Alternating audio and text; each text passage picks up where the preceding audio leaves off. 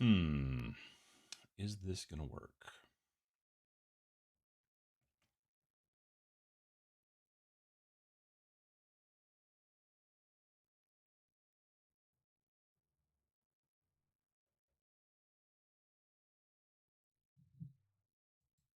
There we go. All right.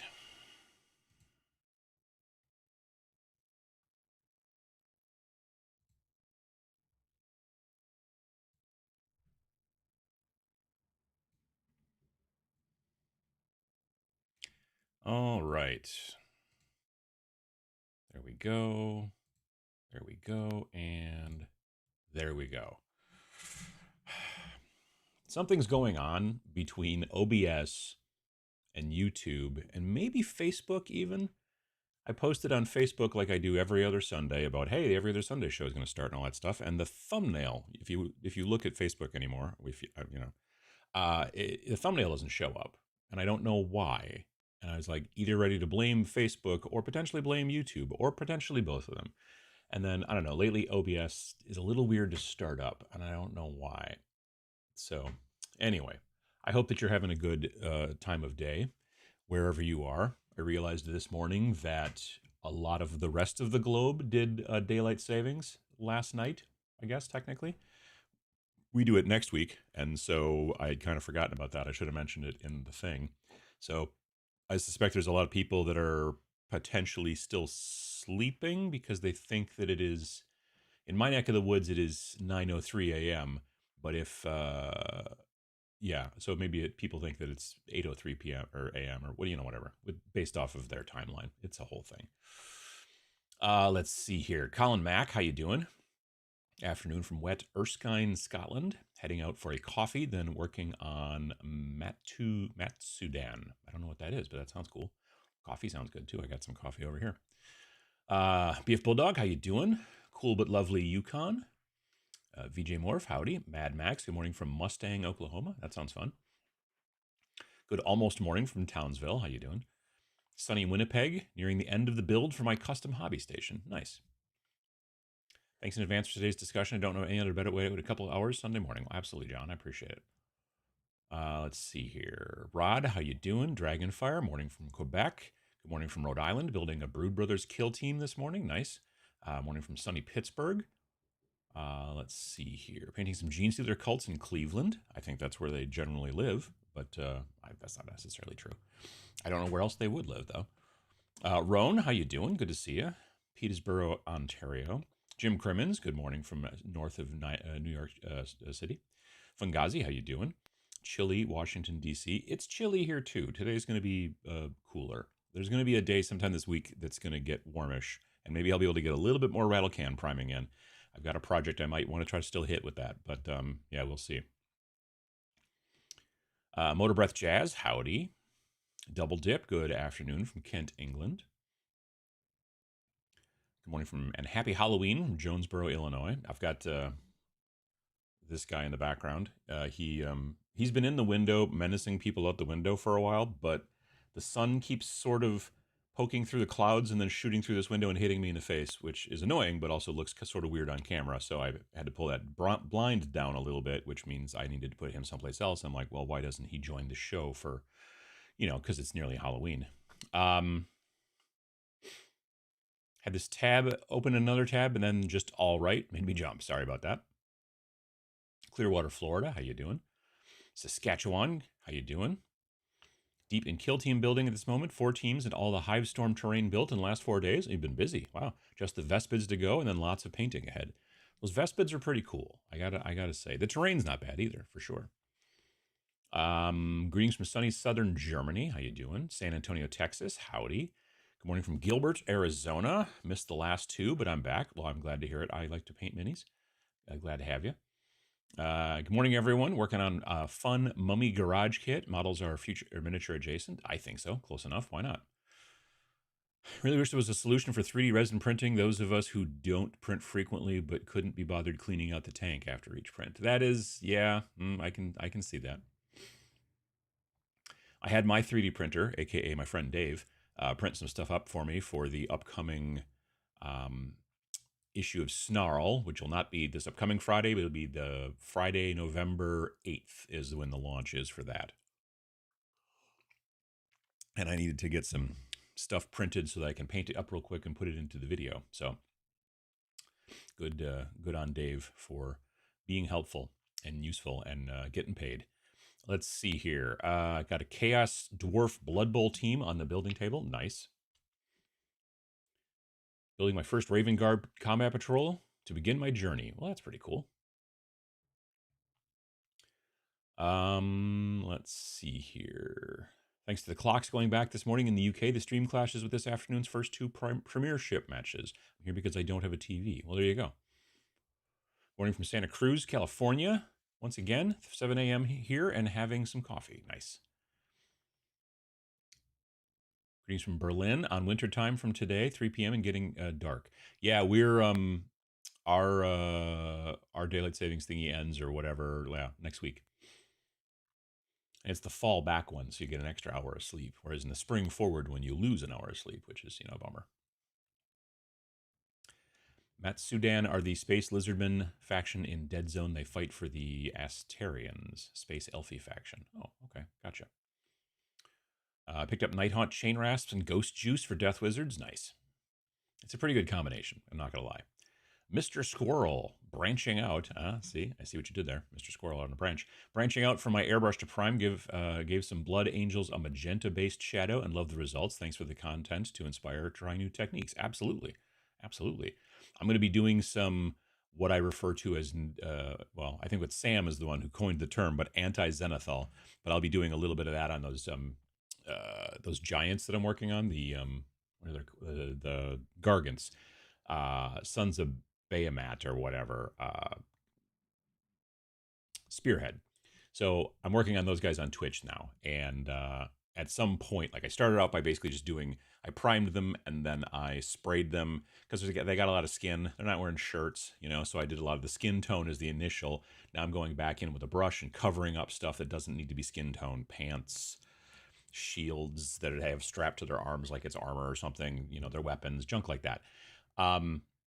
But later, as things come along, my plan is to go back and do a little bit of under shading with the airbrush again with some very transparent, either wash or potentially like speed paint, and then kind of do some of that shading and under, from there. So let's see here. Checking in from foggy Middle Tennessee. How you doing? Steel Rift HEVs while watching in Johnston, Rhode Island. How you doing? Going to be a chilly 86 today. Oh my goodness, better pack a hoodie.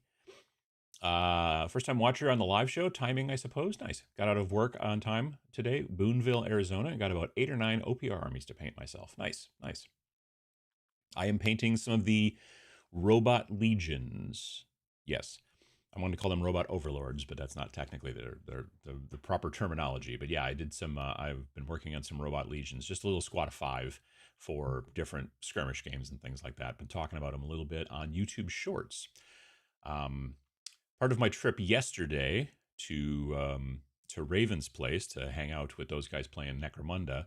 Part of that trip is going to turn into video from that trip is going to turn into my YouTube short tomorrow. So, well, tomorrow or Tuesday, one of the two. I'm just trying to do a YouTube short every week, generally Monday or Tuesday. Every once in a while, it ends up happening on Wednesday, but usually it's Monday or Tuesday. And we'll see how it goes. I might do it for a quarter, like 3 months, and see if there's any benefit, and then go and decide from there. The thing I'm really trying to do with YouTube shorts right now is to try to make them it's not something I want to spend hours and hours working on for very little benefit. So I'm shooting the stuff predominantly with my phone, and I am editing pretty quickly, not trying to get too fancy, stuff like that. So love the Death Wizards game also. Well, thank you. I appreciate that. No more L-shaped ruins, please. Fun immersive terrain. Yes, I agree. Morning from Milwaukee. How you doing, Jesse? Blake's Pipes. How you doing? Let's see. After the show, I'm cutting holes in my Secundus boards that I made larger and out of decorative steel. Ooh, fun. I leave my resin in the tank, just stir it up real good before your next print. Works fine. Thought you were talking about Nick looking menacing from behind the window there. He is more menacing than Mr. Bones. I mean, sure, he's also He got to do a little traveling yesterday. There was a recording session that my wife went for one of her bands, and they were recording in a studio, and so he had to go and make an appearance and all that kind of stuff. But otherwise, he's back in place. Hello from Sheffield, England. Currently gluing together my aquilons. It's better than gluing together your fingers. I do that myself generally. Morning from Seattle, going with painting 2009 Space Hulk. Finally, feel I can do the models justice, even with contrast and speed paints. Nice. Well, good luck. Actually looking forward to the new edition of Warhammer Underworlds. I didn't realize that it was a totally, like, a very new edition, and then they were changing a bunch of stuff and stuff like that. I just thought it was another one of those boxes they come out with pretty frequently. And again, I don't know very many people at all that play it, but there must be some, so. Blood Angels Kill Team. Just got a friend in 40K. He's exclusively into the novels and action figures, but I'm buying more models. Well played. There you go. Northeast Georgia, painting up some Sisters of Battle today. Nice. 6 a.m. in a chilly and rainy southeast Alaska. Are you looking forward to the Blackout expansion? I haven't done any of the expansions. I know there's one that's a solo expansion or something like that, and I have wanted to try that out, but I haven't had the time to take a look at it yet. Let's see here. Can barely hear you, Uncle Adam, in spite of new and supposedly very good headphones. Check your mic. I'm peeking out in the yellow when I talk, and I haven't changed anything on my end. Is anybody else having trouble listening or hearing or whatever? Am I too quiet to other people? Because otherwise it could be something on your end. Let's see here. My FLGS is reopening tomorrow after 6 months moving locations. Wow. Received all your books this last week in the mail. Good quality, wonderful artwork. Look forward to playing each one. Nice. I appreciate that. They're a good time to make. They're a lot of fun. First time to be able to watch live. How you doing, Andy? Good morning from Atlanta. How you doing? Greetings. Great timing. Just started to paint 3D terrain I designed and printed. A huge pile of shame I have.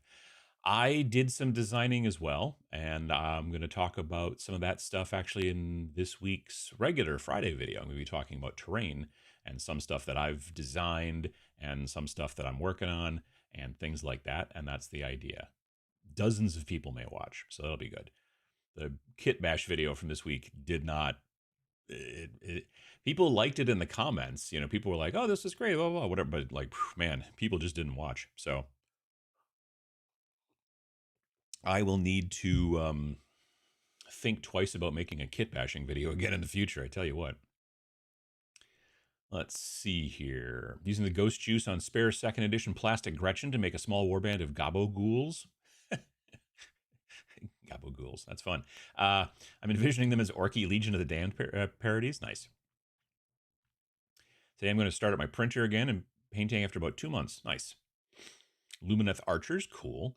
Decided to put my mini game projects on hold until I can finish my Marvel United minis. They're so much fun to paint, but my word, I do have a lot after 3 Kickstarter campaigns. Yeah, I bet so. From Ontario, Canada, huge fan of yours. You inspired me in my miniature and channel journey. Well, I appreciate that. Excuse me. But that's good to hear. When is paint old? Are those vortex shakers worth it? I use one all the time in my airbrush room for airbrush paints and stuff like that, because I think that they sometimes need a little bit more shaking to be really sure that they're like mixed nice. But as far as like when is a paint old, that's a good question. It kind of depends on the paint, depends on how fluid it is, all kinds of stuff. Yeah. Good morning from Pittsburgh. How you doing? St. Louis, Missouri, working on a 24 by 36 game board for a skirmish board game I designed. Kind of a mashup of Monsters, Inc. and Nightmare Before Christmas. Nice. Thinking about making a 10 or 15 millimeter portable version of a board for the Doomed. Do you have any experience with that sort of thing? I don't ever mess with like small scale like that. Like 10, like, like if you're playing like something like Steel Rift, or if you're playing something like Battletech, like that's technically 6 millimeter scale, but then you're still using robots, which get tall again, and so it's not really.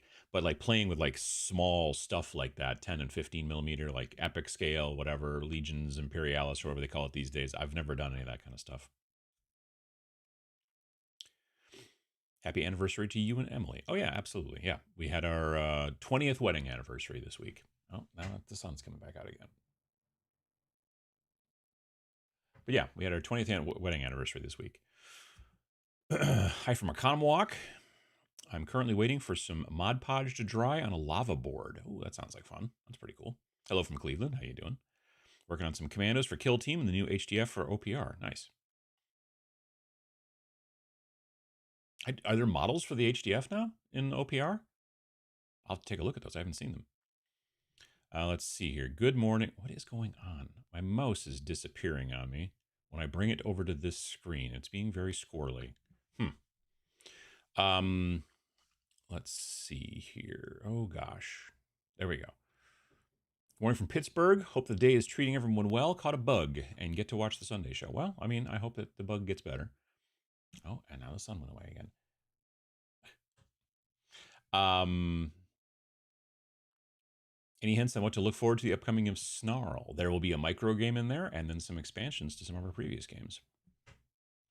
So there you go. Let's see here. Fine here. Good sound. 5x5. Good to hear. Crazy to think that it's these streams in Netflix. I know exactly how Economawak is spelled. It's a weird word. I'm not going to lie.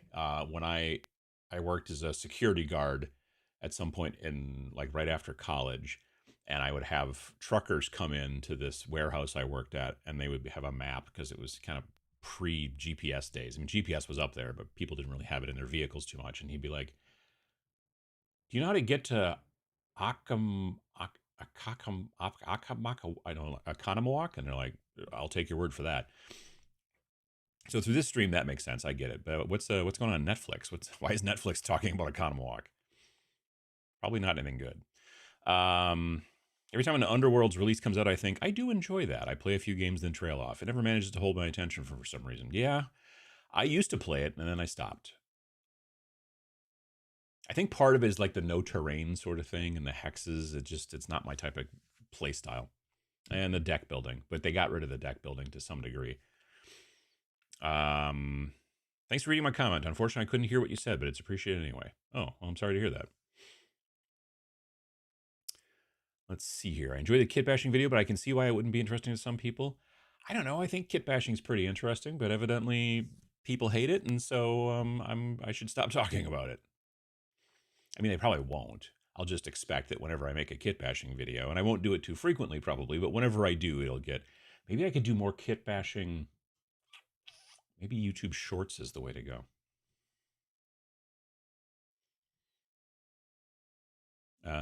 Let's see here. Picked up the terrain for Hivestorm, just 55 pounds, including the board. That's pretty cool. I found your kit bash video inspiring. I appreciate that. Gabagool is a phrase celebrity chef Christopher Petroni uses a lot. They use it in like it was in the Sopranos a lot too. Yeah.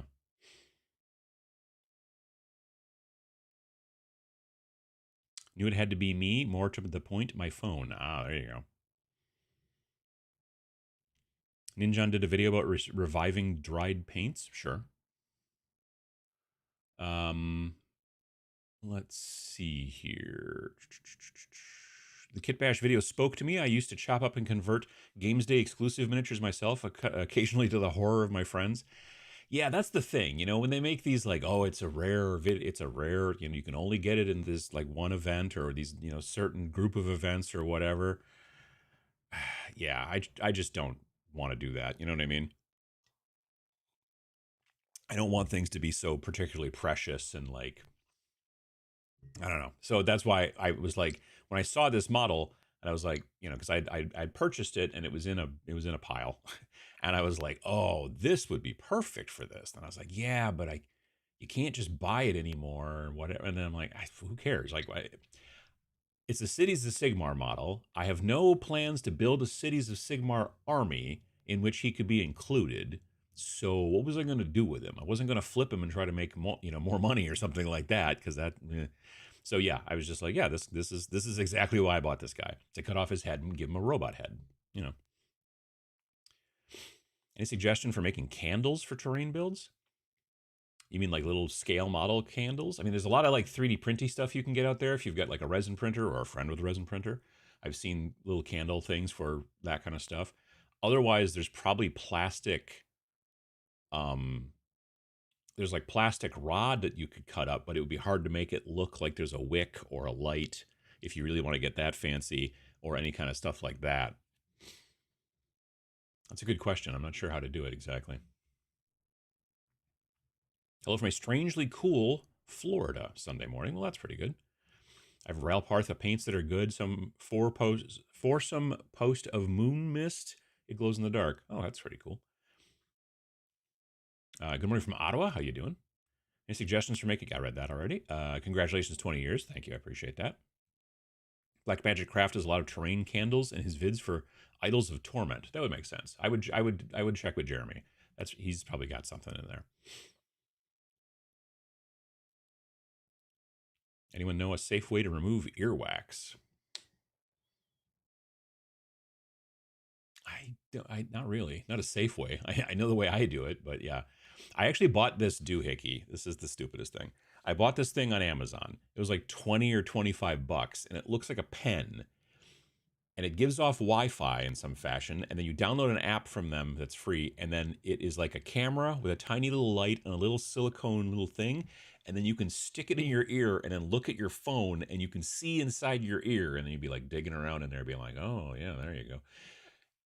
And then the thing is there's a switch on the app where you have to switch it to which ear you're using, because when you rotate it, the camera in there digitally keeps the image still, even though you're rotating the camera constantly.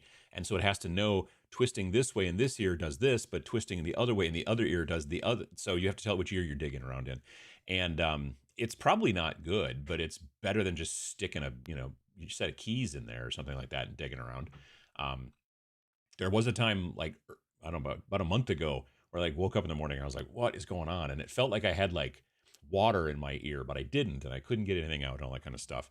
And then I thought, well, I probably got like a cold and it's behind the eardrum or whatever. But then I was like, and I went and dug up my little camera thing and dug around in it. No, there was a big lump of stuff in there, which I was able to carefully pull out. And then I was able to hear fine and didn't have to go to the doctor or nothing. So there you go. I'm not saying you should do that. Just FYI. Let's see here. Have you played the Pocket Dungeon Crawler Dark Tomb? Think you picked it up at Gen Con? I haven't yet. No, that little tiny tin. It looks like a black what are those? Not Mentos, Altoids. Looks like an Altoid tin, kind of that size. But I haven't got a chance to play it yet. No. Old or not, I'm pretty hooked on contrast medium. Makes big difference when needed. Nice. Just gesso primed the last building I will probably ever get from Knights of Dice this afternoon. Oh, that's cool. I haven't thought of using gesso to prime buildings. That's interesting. Stoked for Epic Warpath. Small scale going to be great with STL is going to splurge on the bog units. Nice. There are HDF minis, and it's pretty Human Defense Force. No kidding. I'll have to take a look at those. Passed the 20-year milestone in my marriage this year as well. Nice. I never got the notification your Kit Bash video was posted. Maybe other people had similar issues. There's a possibility. Like I don't tell people to go ding the bell and all that kind of stuff for notifications. But if you do, A, thanks. But B, I don't know that if it completely matters. I mean, it helps, I'm sure. But even then, sometimes the algorithm is like, well, I know you said you wanted to be notified, but a bunch of people didn't watch this video, so you probably don't want to watch it either, which is stupid. Like if you ding the bell, then you should be showing it to people. It's the same thing with Twitch. When people follow you and then they start streaming, you should get a notification. But it seems like the algorithm is like, well, maybe we'll give you the notification, but maybe we won't. And that's annoying. Algorithms kind of suck a lot, as it turns out. I can't think of a great thing for algorithms. I'm sure there are some, but I can't think of them. I've been using some cast and play Grimguard stuff. OPR did come out with a few this last month, hoping for more November. Nice. They started HDF with the October release. Oh, that's cool. I'll have to check those out because I've been wondering. Like they've always had this Human Defense Force, but I'm always like just assuming, well, they mean for you to use Imperial Guard or whatever. But I want to see what their take on Human Defense Force is because I think it'd be kind of interesting. Apparently, those ear cleaning tools in the YouTube ads are a scam. Might be okay for modeling purposes, though. Like I said, the thing I got on Amazon You dig around in there and it's got a little camera you watch on your phone. It's pretty cool. It works out nicely. Wasn't Economowalk talked about in Making a Murder? That might have been Manitowalk, which I can understand where you get those two confused. I think I never did watch that show, but I think that was Manitowalk. There's Economowalk, Manitowalk, Wauwatosa, Kakana. There's a lot of weird. Kakana, if you look at it and read it, it almost looks Hawaiian. It looks like Kau Kauna, but it's not how it's pronounced, as it turns out. I have tried to convince people that Kaukuna was originally started by Hawaiian immigrants, but they don't believe me, usually. Let's see here. Did my first kit bashing video, got 41 views.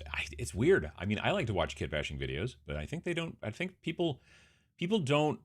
I think there's fewer people that are interested in that portion of the hobby. Just like when you make a YouTube video about, I don't know, Warhammer versus when you make one about some other facet of wargaming. You have a tendency to pull in less. It's just, popularity for the most part.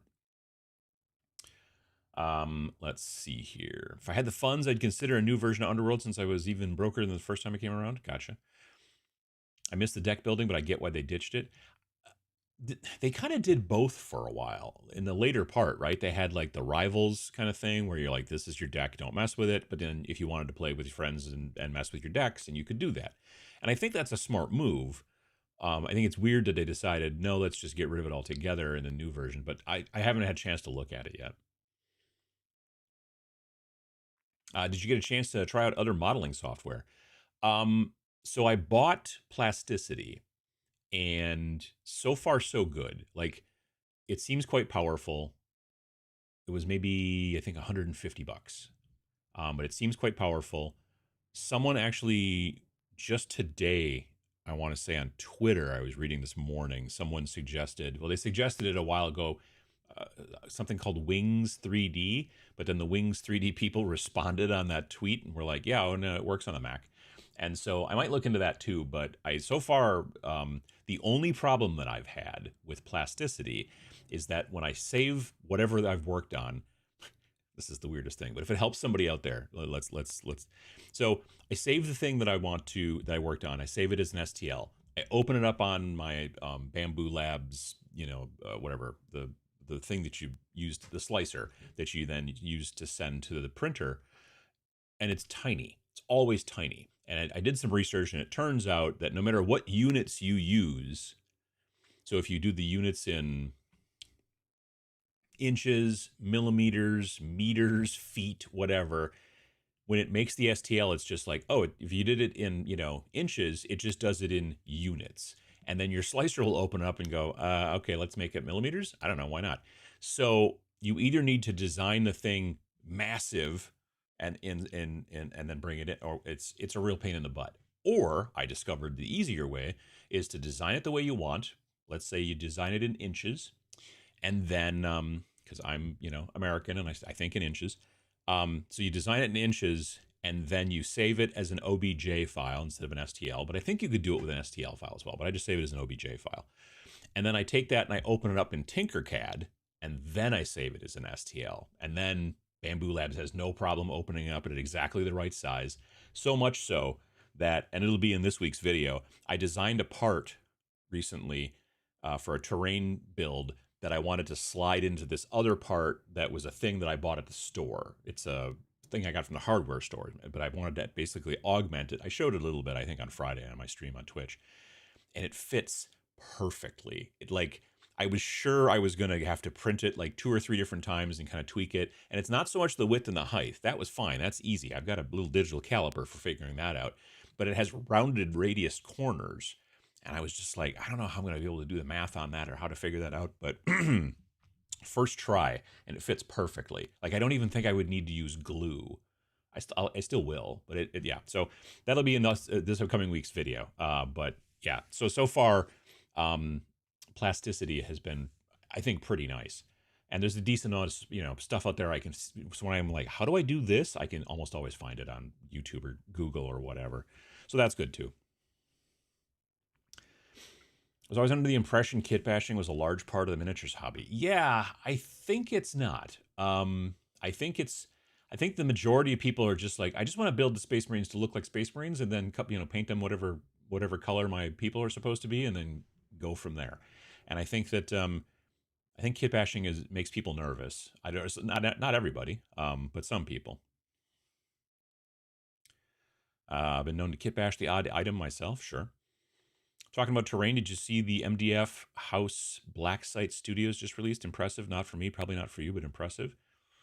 I don't think I've seen any new stuff from Black Site recently, but they do some pretty decent stuff. I've purchased things from them before. MDF, like concrete walls, which are, made out of MDF, not concrete, but they look kind of like a concrete wall from a distance and sort of like beat up and stuff. They need to be weathered a little bit to like look better, in my opinion, but they're already kind of pre-painted to some degree, and that's sort of nice. Don't bash kit bashing. I wouldn't say people hate it, but rather many don't have the patience to get into it yet. I mean, I think that's part of it, maybe, yeah. When do we get more Guerrilla Miniature Games collab content? That podcast was one of the best. Well, I appreciate that. That was just kind of, how am I trying to say this? That was sort of like I happened to be in Canada for a trade show thing, which I probably won't be going to this year. And so at the time, as I was like, gosh, I know that Ash lives around here or whatever somewhere. And so I said to him, I'm like, so how close is like this place to where you are? And he's like, I don't know, about 5 or 6 minutes away. And I was like, no kidding. I'm like, well, I'm going to be there for a weekend doing a trade show. So that's why it worked out. But I don't know that it will. Like I said, I don't know that I'll be going to that show again this year. It was a show I went to for Army Painter. And partially it was like I was going to some of these smaller trade shows because they're like, well, you live closer than Denmark, so it's easier for us to send you to go and talk to people and do that stuff. But now I believe they've got a new salesperson in the States here, so I think that they're going to be more likely to go to some of those shows, which is probably fine because I am trying to. I don't want to say I want to travel less, but I do kind of want to travel a bit less potentially this year. I still might go to one of the trade shows. There's a trade show here in the state of Wisconsin in Madison that I'll probably end up going to just because it's like a 2-hour drive, if not less, hour and 45 maybe. So, yeah, but Canada, because then you got to for me, I flew to Buffalo and then rented a car and drove across, and it was a whole thing. So, but I'll still be going to like LVO, Adepticon, obviously, Nova, Gen Con, my normal like game conventions, but I think I'll be going to fewer trade shows this year.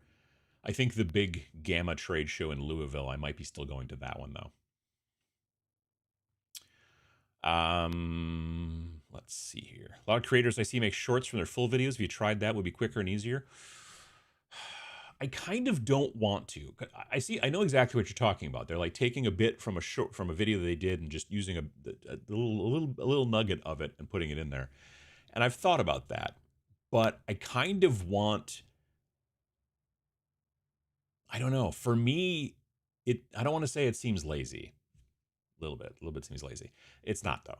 But the idea is hopefully to give this little nugget of information to someone who might see it on shorts and then follow you, subscribe. I get that.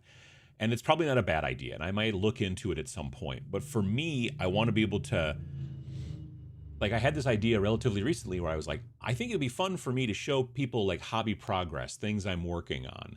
And I thought, well, maybe I'll slip it into the end of my Friday videos, and maybe people will enjoy that. And I was like, or I could just show stuff I'm working on and put it into shorts and maybe get some feedback that's worked out. And a couple of them have done well-ish, the one where I was asking about the Robot Legions guys that I had, airbrushed like a red Zenithal, and I was like, do I keep the capes red or do I keep the bodies red? Like that got good response and stuff like that. So I don't know, we'll see. But there's a part of me that's like, yeah, maybe pulling some stuff. If I say something smart in a video that I can get done in less than a minute, or whatever, as far as that's concerned, because right now YouTube Shorts are still technically a minute. They are moving to 3 minutes long, which I think is maybe a bit too long, frankly. But also, it's not on every. It's rolling out slowly. So I thought, like, because they said, oh, on the 15th they'll go to 3 minutes. So I did a video a while back in the edit that I had made it like minute and 2 seconds. I'm like, well, that's less than 3, so it'll automatically make it a short. It didn't. I had to go through and delete it and then edit it down to 59 seconds and then re-upload it. It was a pain in the butt. So as it turns out, when they said, oh yeah, we're going to start doing this on the 15th, they should have said, well, start doing it for some people on the 15th, but it may be a while before you can do it on, a 3-minute video. So anyway, eventually that'll happen, but I hate how limited those models are. Yeah, that's the thing too, is I think that limited edition stuff like that is, I don't know. I don't like it. I don't like it much at all. That's part of my issue, because it exactly does the type of thing that I showed, like on in the video on eBay. Like people were selling it for 70 or 80 or 90 bucks, and the Noble Knight Games was selling it for 250 for some reason.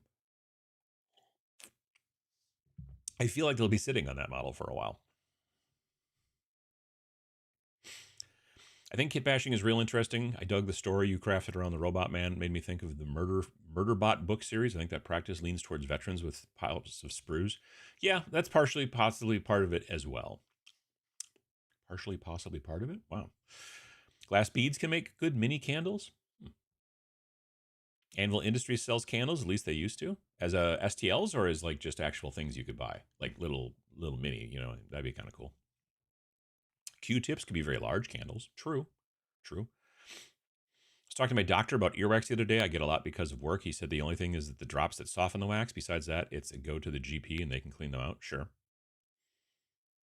Ear candling. I've heard about that. It's like a hollow candle and you stick it in your ear, and then as it does its candle thing, then it sucks the wax out due to science. I don't know. I feel bad for Anvil Industries after all the issues with Broken Anvil. Are people getting them confused? I hope not. Because Anvil Industries is awesome and Broken Anvil is, well, broken. I did get an email earlier this week. So Broken Anvil, they did a Kickstarter for a game called Rivenstone that a lot of YouTubers, they talked to a lot of YouTubers, did a lot of sponsored content, got that thing running. I didn't do any sponsored content about Rivenstone, but I was dumb enough at the very last minute to decide to back the Kickstarter because I thought the undead guys were super cool. And I figured, well, I should buy 2 forces because otherwise I'm going to be trying to play by myself, which is hard. So I bought also the dwarves because that's the thing. There were like 4 factions. The undead were awesome. All the rest of the 3, I was like, eh. And the dwarves were the least, eh. So I bought them as well. And then nothing happened. Problems, this, that, the other, emails about, oh, there's a haven't. Long story short, they seem to have gone out of business, but they did just recently transfer the ownership or the rights or whatever of Rivenstone, Broken Anvil did, to a new company called Strange Plastics? Strange something. I don't know, Strange whatever. So,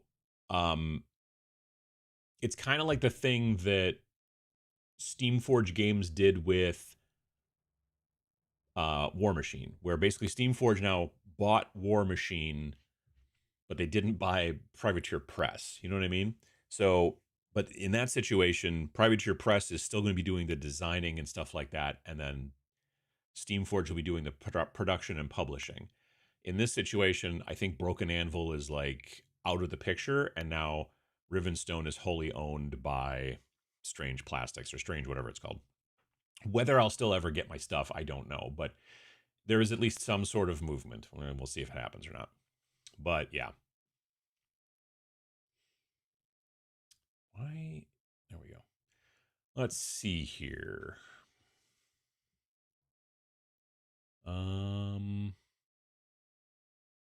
Anyone else here used to kit bash their old 3 3/4 inch GI Joe guys back in the day? I know people do. There's a lot of people who do like kit bashing and repainting and stuff like that. Just action figures in general. It's a whole other hobby. Yeah. Bad Squiddo has a set of wizard accessories with some candles. That makes sense. It's like the Mythic game paying for the Mythic company issues. Yeah. That's also a good point too, yeah. Earwax could replace green stuff. I don't think so. That's not going to work out. I never see the older Dark Tomb in stock. Is that the one that I have? I don't know. I bought it at Gen Con and I was like, oh, that's kind of cool. I just turn my head to the side in the shower to clean my ears. I don't know that ever works for me. Hydrogen peroxide softens earwax, but still best to leave it to a physician to handle and not do it yourself. I suppose so. Do you have a battle jacket? I have a kind of a camouflage. It's kind of a jacket, but it's maybe also just like sort of a very heavy shirt. I don't know. And I have lots of patches and stuff on it, and I sometimes wear it to conventions. Yeah. Wargames Atlantic has The Damned on GameFound, a bunch of renegade human sci-fi miniatures on sprues, lots of reminiscent Imperial Guard for me to kit bash. I watched the video. Well, I appreciate that. I also backed The Damned on GameFound, which is evidently getting closer to actually shipping, but it's like I went back and looked relatively recently, and they were like, "Oh yeah, it's going to ship in May of 2024," and I'm like, "Nope, not so far." So hopefully soon. Because I generally like the stuff that they make, but I just it's a lot longer than I thought it was going to be before before the shipping happens. It's pretty annoying. YouTube's but maybe it didn't really mean you wanted that algorithm. Yeah, I agree. Just got my first airbrush. Congratulations! Super excited to experiment with it. Anything you'd recommend trying? If you want to practice like blending and like like just like making something where it starts with just a little bit of paint and blends until you get to more paint or whatever, just practice on some like plastic spoons. Go to the grocery store, buy some plastic spoons, and then just practice on those for blending. Like maybe you spray it blue and then you want to have it fade from like blue to yellow at the top or something like that. Practice on plastic spoons, because then you're not like, oh geez, I ruined my model by screwing up or whatever. Just practice on some scraps, whatever you want, but plastic spoons work nice too.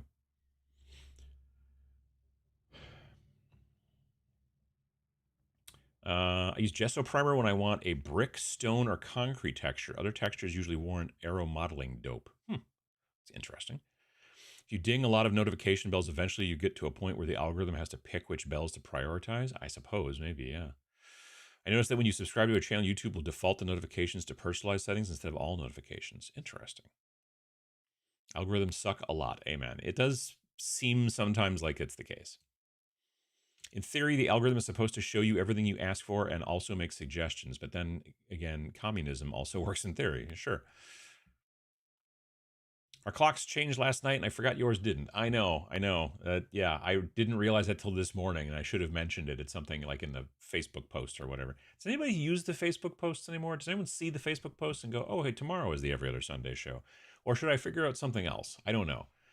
Does anyone use Facebook anymore? That's also a good question. Manitowoc was that. I assume there's a Waka.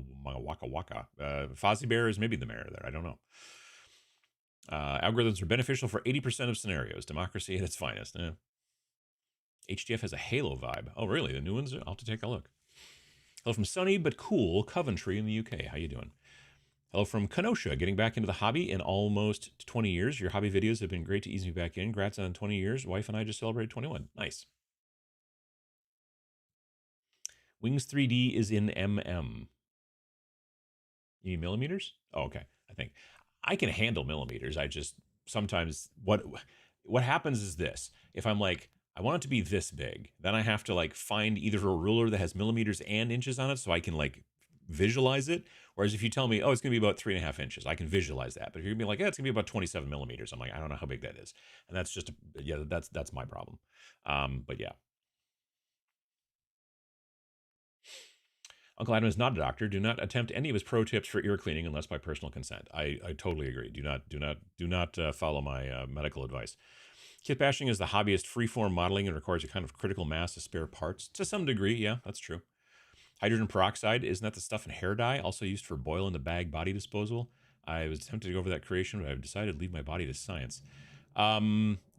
From what I understand, hydrogen peroxide does soften up earwax, but you can also get stuff like at the drugstore, which just drops and then you wait for a while and then you hear it kind of bubbles and stuff, which I don't know. It's probably just hydrogen peroxide, but in a smaller bottle.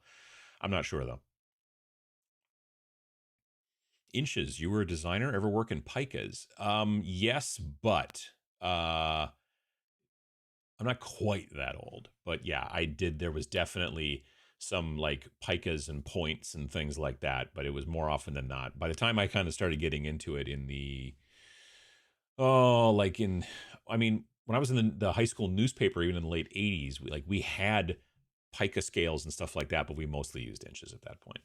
There were certain things we did use for picas, and I can't remember what. Column inches, maybe? No, that doesn't make sense. I don't know. I can't remember. What I would really like is a non-destructive Boolean monitor or modeler, not monitor, where it keeps all the primitives and Boolean functions and only skins the Boolean at the time of the export, so it's always editable. That is technically what um, Tinkercad does. Is that when you use when you do a Boolean thing, it's still there. You could just have to like there's a setting where you have to be able to see them all, but they basically you do it, it cuts away the thing, and then but the shape that you use to cut the thing away is still technically there, and I think you can then go back in and edit it. So but I don't think I haven't looked into plasticity whether it does that or not. I mean, it does do booleans, I just don't know if it's destructive or not. Haley, how you doing? Alexander, first time catching you live. Hello everyone, how you doing? Late to the party due to the switch to winter time. Yeah, I knew that was going to happen. And next week we'll switch over here in the States, but then there won't be a show, so it won't be a problem. I mean, there'll still be problems, but it won't be a problem in that situation. When I started this hobby, it was enough to complete miniatures neatly. With experience, you get faster. Sure.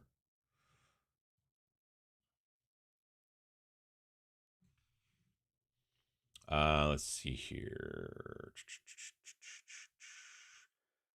I just looked at plasticity and Wings 3D, and now I think I'll put my money towards plasticity. I used Cinema 4D back in university, but they've gone the stupid, greedy Adobe way. Yeah, that's I wanted something I wanted to watch out for too. Um, what's the other one? A friend, my 3D printer friend Dave suggested Fusion. He said there is technically a free version of Fusion you can try out, and I'm interested in checking that maybe, but so far plasticity is pretty cool, especially when you want to like what they call it, like when you want to like I think they call them fillets and chamfers maybe. So like if you have like a shape and you want the edge to not just be a super sharp edge, you want it to be either like rounded or do you want it to be like a bevel, like flat. It's very simple to be able to do that, which is a thing you cannot do very easily at all in Tinkercad. That's one of the downsides. If they could fix that in Tinkercad, that would be pretty cool. New to the hobby, but enjoy the kit bashing videos. Delved my toe in a bit by simply adding shields and daggers or swords to some of the minis I've made, but seeing the ideas and possibilities is cool. Absolutely. I mean, that's the trick, is that it can be as simple as swapping a head. It can be as simple as just like changing a weapon and stuff like that. And you should always have that open in your mind. Excuse me. I'm with you on kit bashing. I see new minis and think I can use those to make Army X. Absolutely. This year, crazy to think we're already talking about 2025 as this year. 2024 has gone way far too far. Yeah, 2024 seems to have gone quickly. Admittedly, I'm old. I'm going to finish painting a set of 20 clan rats for Age of Sigmar for Spearhead today. After that, I need to finish my ADH Wastes Terrain. I'm not sure what that is. Oh, maybe it's Ash Wastes. Yeah, yeah. I have a couple of those pods built and primed, and I just have not taken them since. There's a part of me that wants to maybe take one of them and integrate it into one of the Necromunda style boards that I'm building, which I'll talk about in a little bit. I kind of want to wait until after it's 10 a.m. my time, because then people who thought that because of the, the time change, some of those folks might show up, and so I've got some pictures from yesterday's shenanigans. I went to Raven's house. Raven is at Gravenly Studios. There's a picture of his Instagram handle actually in one of the photos. But yeah, he's a good guy, and he lives not too far away from here, and he's also friends with Sam and stuff. So they invited me over. They were going to be playing some Necromunda. There was potential another guy who was going to come over as well, so maybe I would play Necromunda with them, but then like I couldn't make it and stuff. So nonetheless, it was just good to A, hang out, and B, also see the terrain, and C, just start to learn more about it. I'm one of those people that like I can read a game and go, I don't have no idea. And then you watch somebody play, or maybe even play yourself and kind of stumble through. And then when you go back in the book, then the book makes a lot more sense. It's one of those types of things. but I've got some pictures and such. And I shot a bunch of video too, which will probably be a short that goes up tomorrow. Or like I said, maybe Tuesday.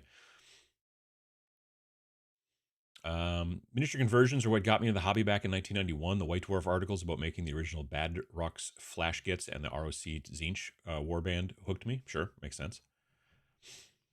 What's the release date for the next edition of Snarl? It will not come out this Friday, which is the 1st of November. It will come out the 8th of November. That's it is on it's very close to being like it's basically well, it's closer and closer to getting done, but then there's also we got to make launch videos and stuff like that. Vince will make a battle report, so you know get all that kind of jazz. So that's yep, it's 8th. I think it's the 8th of November. 98% sure. Yes, 8th of November.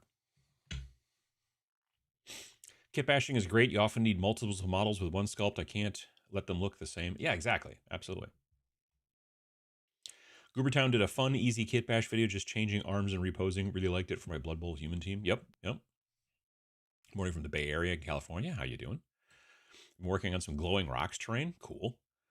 Some people want their army fast for competition, so kit bashing is no interest. Sure, makes sense. Been making my short videos on the Instagram app, then downloading them and posting them on YouTube to cross-promote my content. I've only just started. I'll let you know if it works. Sure. I have not. I should probably take some of my YouTube shorts or whatever and try to put them as Instagram Reels out there. I don't know. I wonder if I mean, I should probably stagger them. That's the thing, too, is you hate to see as a viewer, and you folks let me know what you think about this. I hate to see as a viewer the same video on YouTube Shorts and also on Instagram Reels. And then because it's on Instagram Reels, it's also on Facebook, Reels or whatever. And so I feel like if I maybe stagger them a little bit, I don't know. But the problem is if you saw it on YouTube Shorts and then you see it on Instagram Reels a month later, you'd be like, I already saw this. This is like a rerun. And so, yeah, I don't know. I've always been of the opinion that you should try to make different content for the different platforms versus making one piece and then putting it on all the platforms because sure, it's easier on your part as a creator, but as a viewer, you're like, ugh, this again. I just saw this over on Twitter or whatever. And so, yeah, I don't know. Still learning. Absolutely love YouTube Shorts for software tips, especially for After Effects and Blender. Really gets creators to the point rather than the good software. How to? Yeah, no, you're not wrong. Like I don't. Every once in a while, I'm like, how do I do this in this software? And then you go find like they point you towards a YouTube video where they're like, okay, well, smash the like button and all that kind of stuff, and you're like, gotta go through 4 minutes of intro until you finally get to the point. Um, that is true. What is going on? It must be because the screen is getting shared. Maybe I don't know.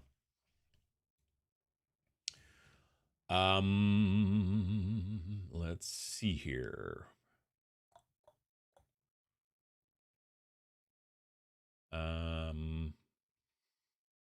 There we go. Okay. Glowing Rocks, shorts. Southern California also despise Twitch shorts with the heat of 1,000 suns. Twitch shorts? Or do you mean those stories? I don't know. I have heard other creations, probably creators, say that the moment you start making shorts, the algorithm flags you as a shorts creator and deprioritizes your main content and doesn't promote your main content. That would be really stupid of them to do. Like super stupid. I don't know. I mean, it's one of those deals where possibly like if that's the case, then obviously the shorts is a failed experiment and they shouldn't bother even messing with it. But I don't know. Like they push everybody to do it. So I'm like, well, why not? Yeah, I don't know. That's a good question. I haven't heard that. I use Nomad Sculpt and Shaper 3D. Nomad Sculpt, I have that on my iPad, and but it's designed more for like sculpting as opposed to modeling. And I didn't realize there was a difference. But sculpting is like making an organic type thing, like a person running around punching people in the face or whatever.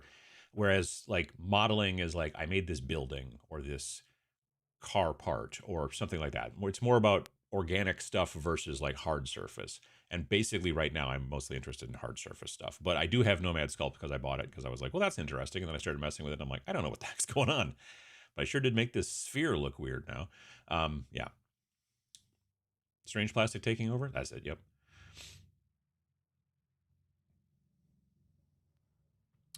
I saw the guy that brought Rivenstone, that bought Rivenstone, is also partnering with Wargames Atlantic. Oh, really? I had not. Strange Plastic does the 3D printing for Wargames Atlantic Digital. No kidding. I'd never heard of Strange Plastic before. Weird thing about these 3D modeling apps is that when I just Google best 3D modeling apps, I get a bunch of crap. This is why I tune in here. Same happened with Affinity Design. Never knew of it before. Yeah, I mean, Google is basically worthless as a search engine these days, I've noticed. God, I got bright all of a sudden. Yeah, it's really bad. And so when you search for stuff, it's just all sponsored stuff and ads and weird crap, and then you have to scroll way down to find actual information.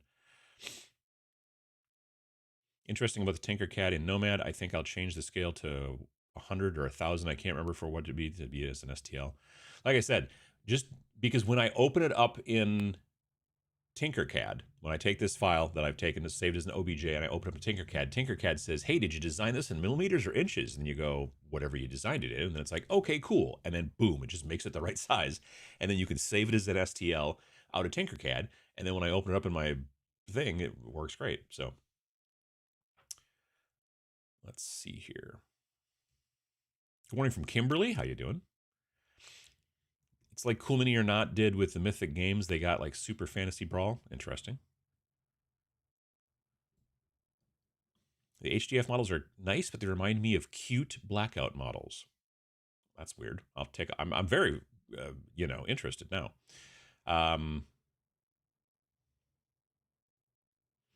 They will probably ask for more money to ship the minis to you, as happened to me on other Kickstarters. I assume that that's the case. Yeah.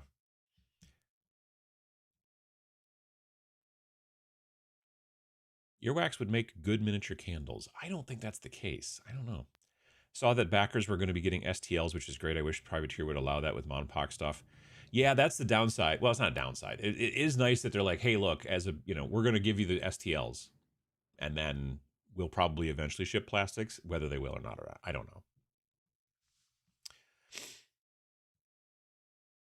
Hello from Newfoundland. It's been a while since I got to catch a stream. Well, how you doing? Trying to get my World Eaters primed and working on my Mastodon scratch build. Nice.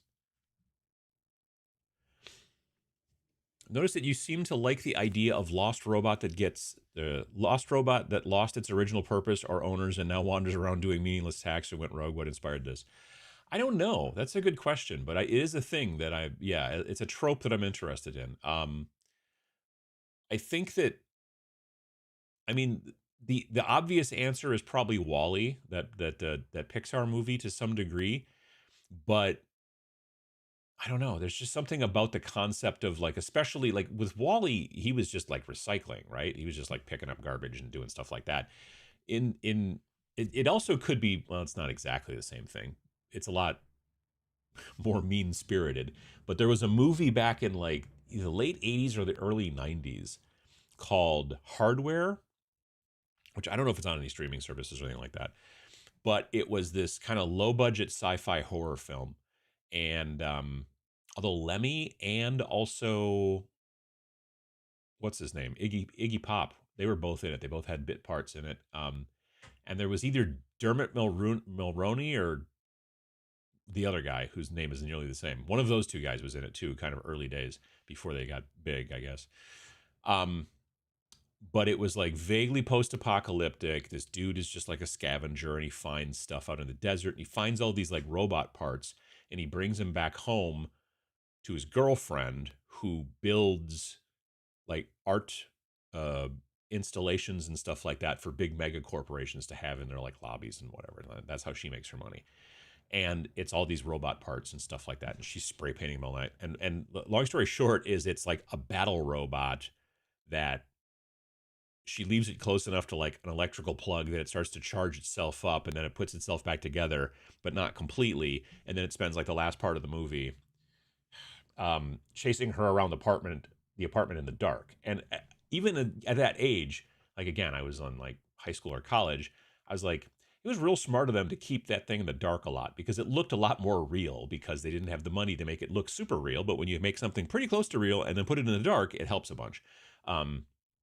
Anyway, I don't know if anyone's seen that movie or not, but it was cool. And I think that partially was a little bit of that too. So just the idea of this creation that we make that then doesn't know what to do and we're gone and that kind of stuff. It's a whole thing.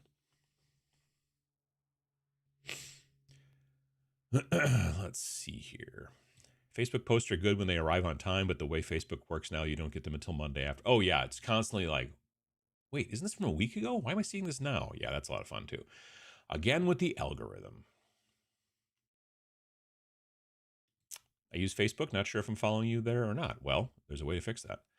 I still check your posts on Facebook for schedule stuff because I refuse to use X anymore. Yeah, I'm not super. I kind of want to get away from it as well. I have been using Blue Sky more, and Blue Sky is kind of like Twitter, like in the old days a little bit, which is nice, actually. I get the notifications from YouTube, not the Facebook ones, would suggest pinging the Discord. Well, sure. Deleted my Facebook account, got sick of all the junk ads and negativity on there. I get that, yeah. Can we just stay on daylight savings, pretty please? Ugh, yeah, tell me about it. Have you ever played Call of Duty Zombies? Maybe once. I haven't played a Call of Duty game in a long time. I haven't played a lot of video games in a long time either, but Call of Duty, I was always more of a Battlefield guy, personally. Best thing you can do is to keep a consistent schedule so we know when to look for it. The downside is that because of travel, sometimes I can't. That's the issue.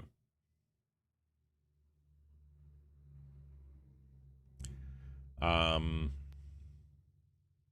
Adam isn't a doctor. Well, he's not even an uncle. That's true.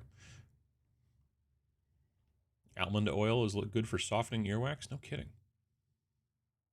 Pikas, yes, I remember them from graphic art classes. Yeah. Isn't that a small rodent? That's a pika, maybe.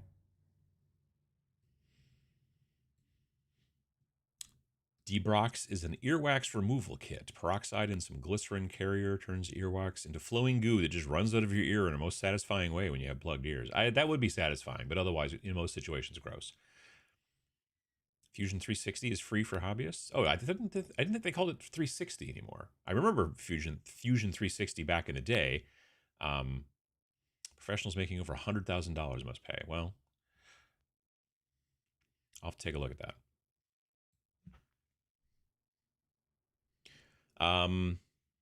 Tried making Harlequin Guardian troops and used Drakari heads along with Turbo Dork outrageous colors. Nice.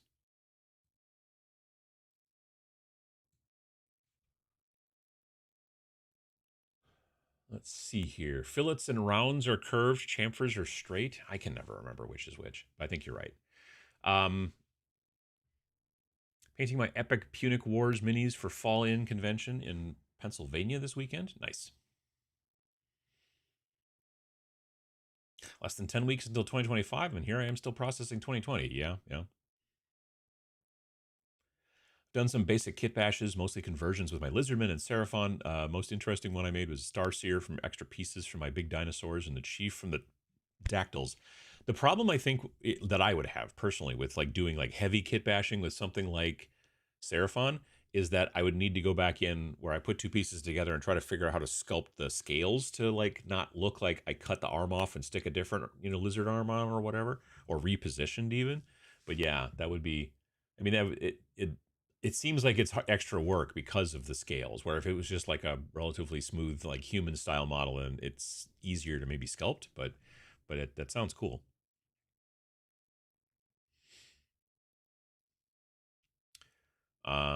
Let's see here. One of my Death Guard holds an aftermarket sword and a sculpted tentacle. Nice. I once had a battle wagon replace the aft track modules with Ramshackle Games Type 3 units. Cool. Molly, how you doing? Let's see. If anyone wants to start their own YouTube channel, we have yet to see Sniper Wolf hack, plagiarize stuff from miniature wargamers. I don't feel like she would be interested in watching our stuff, which is fine. Good afternoon. Have you ever used Bold Pyrrole Red from Pro Acryl? Is it as good as people say? Yeah, I've used it. It's a good red. Yeah. Why all the earwax comments? Yeah, I forget where it started. Sounds like Bicentennial Man, Robin Williams movie. That I've not seen, but I'm familiar with it, and I should probably watch it. But I hear it's sad. Hi from a sunny Stargrave Sunday in Bridgend, South Wales. Nice. Hardware, that takes me back. I missed the Saturday afternoon quality movie. If you know, you know.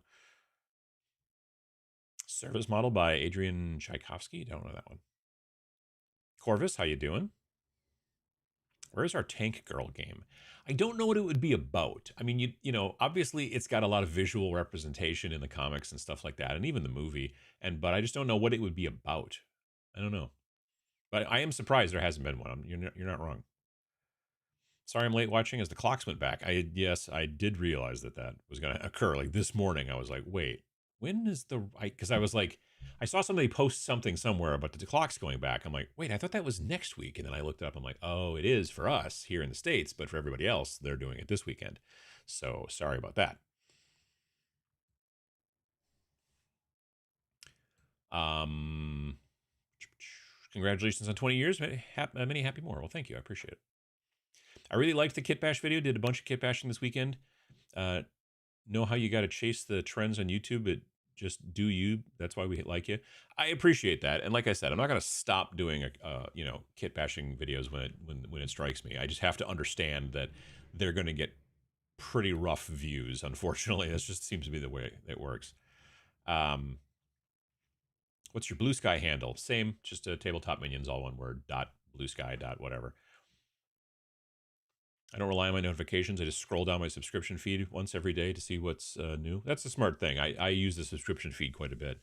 Um, yeah, the subscription feed works actually really well, and if I wish more people would use it when they would look at their YouTube as opposed to just whatever it shows you on the For You tab or whatever.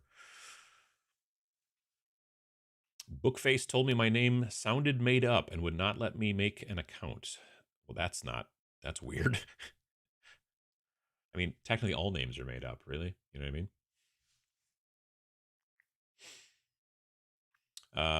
Got on Twitter because everyone from G Plus was going there. Oh man, I'd forgotten about G Plus.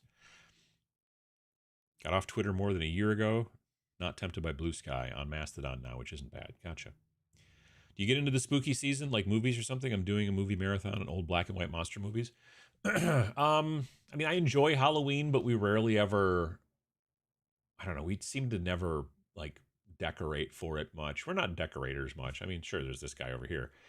He's been normally in that window over there, kind of menacing people as they walk by, but I had to close that blind because the sun was at the time shooting me in the face. And so, um, but yeah, like Halloween's on Thursday this year. And so my wife will be gone at practice and I will be editing. So, and again, I didn't get a chance, unfortunately, to swap out the cameras and try to use the camera that's got the variable automatic ISO. So I'm still having to mess with this. So I will try to get that going. I had to get a different type of dummy plug and a different cord because the dummy battery on this one is different than dummy battery on the camera that I want to replace with it. And of course, this has got micro HDMI to, and the other camera has regular HDMI. So that's, oh, good. See, I love it when it gets bright and then I change it and then it gets dark again right away. It's a lot of fun. All right. Let's see. San Diego, drinking tea and painting my new Blackout minis. Nice. Fantastic game that seems to be blowing up lately. Indeed. There were where did I see it most recently? Oh, Dragonfall, a couple weeks back when I was at Dragonfall. They were running demos there. Have you used your A1 printer to make a lot of terrain yet? I'm tempted to pick one up for terrain, but I'm worried it will just add to the unpainted pile. I mean, it will to some degree, maybe, depending on how your painting goes. But yes, I have. I've been doing predominantly all terrain on it and stuff like that. Some stuff that I'm, buying an STL or whatever. But I've even started designing some things a little bit myself, which is going to show up in this upcoming week's video. Let's see here. Could you do a video on your vehicle collection? You mean like the miniatures and stuff? Because I don't really have a lot of vehicles because I mostly play skirmish games. So yeah, I don't have like a lot of. I've got Chaos Rhino that's painted. I've got a couple of regular like non-Chaos Rhinos that are painted. I have a couple of tanks for the apocalypse. I have some sort of flying Space Marine vehicle. I can't remember which one now. It's the small one. Um, yeah, I've never been a big vehicle guy, as it turns out. Our state here in Australia doesn't do daylight savings. We tried it and decided we didn't make a difference. Well, yeah. Painting old metal dwarfs project has been brewing for over 20 years. Those are always fun.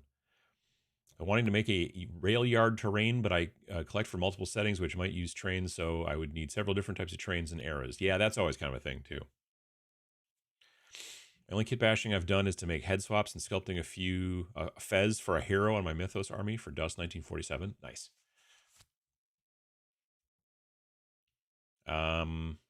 Next year, I want a life-sized lost robot in your front yard for Halloween. It doesn't seem like likely. I don't know.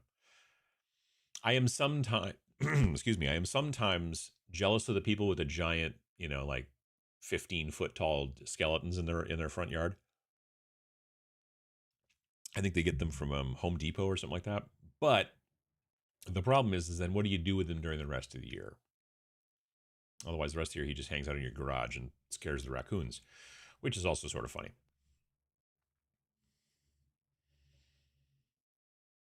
What's your favorite Warcry warband to use? I had one of my earliest warbands was basically just all plague monks. It was like initially it was 13. It was 12 identical plague monks, and then the guy holding the book, the keeper of the word or whatever. And but then they changed the points, and you couldn't have 13 of them anymore. And I'm like, well, that goes against the whole concept of the whole 13 thing with the Skaven. That's kind of stupid of you guys. And they were like, we didn't ask you. And I'm like, yeah, that's true. So yeah. Been building a small shovel for my Stargrave crew out of scraps. I think it looks like okay, but I'm unsure what color to paint it. Generally, a spaceship I'm going to paint gray, but I shouldn't, I suppose, all the time. But generally, that's what I'm going to do. With kit bash videos, I think people expect them to be a how-to guide that's only useful when you have the same kits, which I feel an expensive proposition before even using a limited edition model. For me, that was the idea with this last video, is that I wanted to not make it, well, then you take this sword from this thing and you do this. I wanted to be more about the concept of, if you take the time to come up with a story before you start even looking for pieces, then you have a much easier time looking at a piece and saying yes or no, that kind of thing. Coming up with the story was sort of the point in that video, and I think that maybe I didn't make that clear enough.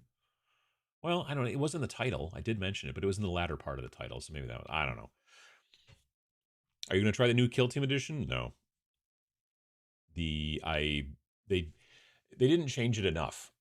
I liked the 2018 version. I didn't like the 2021 version, and the new version is mainly the 2021 version with little tweaks and evidently a clearer book, which is, I guess, a benefit. But yeah, that's not for me. My buddy and I use Tinkercad to design vehicles and heavy equipment for model railroading, and it's more powerful than people give it credit for.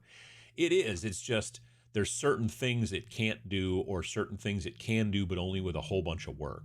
Again, for me, it's that whatever the fillets and chamfers thing is, for me, a real problem. And yeah, but it is honestly relatively powerful, especially for being something free that runs in your browser. You know what I mean? Saw a house that had a ton of skeletons attacking their house. Looked like a Ray Harryhausen movie. I've seen pictures of houses doing that same thing. Yeah, like this guy back here, I got him at Walgreens, and he was like $30. He's right around 5 feet tall, so he's not, he's not my size, but he's maybe a little bit shorter than 5 feet tall.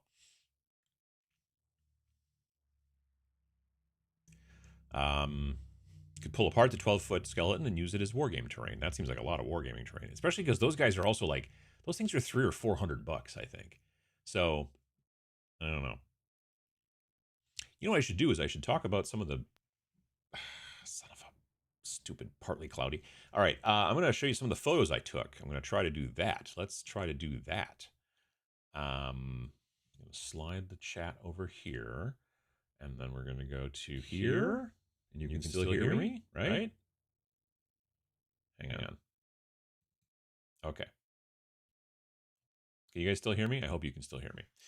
So these are some photos that I took. I was, like I said, we were over at Raven's place, and he's very good with terrain. First of all, he does amazing stuff. Now these are Zone Mortalis tiles. Um, are we still getting the double voice? I thought I turned it off. Hello? Hello? Hello? Reverb's gone. Okay, good. Yeah, there's two different screen captures going on here. Anyway, whatever. All right, so that's good. That's good. Cool. We were getting a bit of reverb. So anyway, so this is just a bunch of shots that I took of a bunch of stuff. He had it was 4 foot by 4 foot, the setup he had, which meant 16 tiles. So he's been working on these for a good long time, and a couple of them are not quite painted. Like this.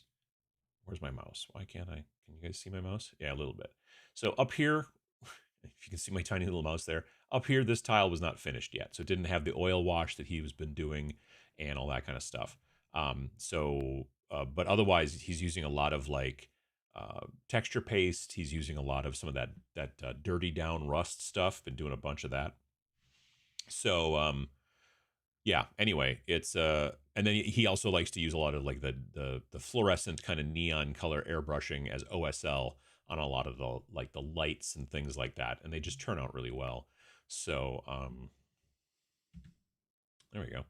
So there's his Instagram up there, Gravenly Studio, up above on the that pod there. That's one of those ash wastes pods that I'm thinking about now. Like I said, I have some of them built and they're primed, and I was just going to use them as like regular standalone terrain in different stuff. But now I'm thinking about maybe gluing one down onto these boards. The thing about these is that the majority of the terrain that he's doing on these boards is glued directly to the board. Usually the Zone Mortalis stuff is designed to be very modular, so you can swap things around and change things and stuff like that. But in this situation, each one of these boards, which is a foot by a foot, he's just like gluing most of the stuff down. Like there's some spots where he has pieces of terrain that he can set that goes between the tiles and then they're not glued down. But they're very cool. He's a very good painter and a terrain guy, so if you follow Raven over there at Gravenly Studio, you should definitely give that a try. There's two sets of hands up there at the top of that picture. Sam's hands are on the left and Raven's on the right, and Sam has a bottle of Baja Blast Mountain Dew that's in between the two of them there. But yeah, so again, it's a lot of like the cool pipes that GW does. It's a lot of the other weird stuff. He's been collecting a lot of this stuff for a while. Those shipping container things that they do, those are really cool. I've got 4 of them that are painted already, but I might take a couple of them and actually just glue them down, or I might keep them again as floaters to be able to put them, in between places and stuff like that. But I've been getting a lot of inspiration, kind of like the title on the thing here. I've been getting a lot of inspiration about what's going on here. Just one of the reasons I took a lot of pictures and videos also just for reference, so I can go back and be like, oh, this is very cool or whatever. So yeah. Need a skirmish game centered on cats duking it out against squirrels and raccoons in garages, backyards, and gardens. Oh, there you go. Necromunda really seems interesting. Can't find anyone who plays. It's a lot of rules. There's a lot of rules. Oh, I've turned it up, and then I got bright again. There's some trippy terrain in the best way possible. He's kind of going for a vibe that gives it, I want to say almost a touch of cyberpunk with the colors and the neons and stuff like that. I personally want to do some OSL, but I suspect I'm going to keep the stuff a little bit less colorful is my idea. But yeah, he's got some really cool kind of looks here. Now that said, I do have one of those little plasma doohickeys.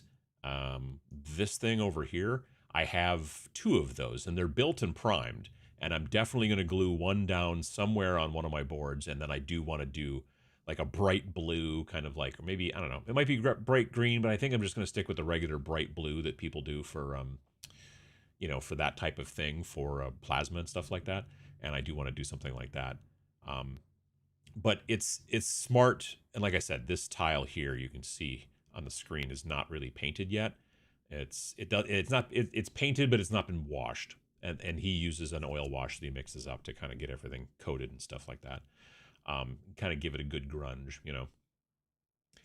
But there's a lot of also hand doing, you know, like rust streaks and things like that, and a lot of decals. He likes to put down like a lot of water slide. What do you call it? Decals like water slide graffiti decals is the word I'm looking for. Graffiti. Um, let's see here.